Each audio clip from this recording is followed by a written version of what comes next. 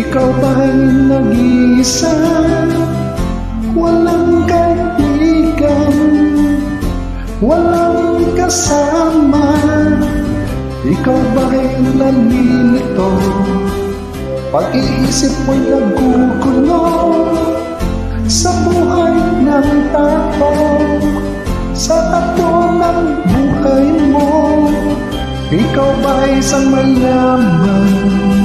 Uy, kahit isang mahirap lang. Sino sa inyong dalawa ang mas nahirap?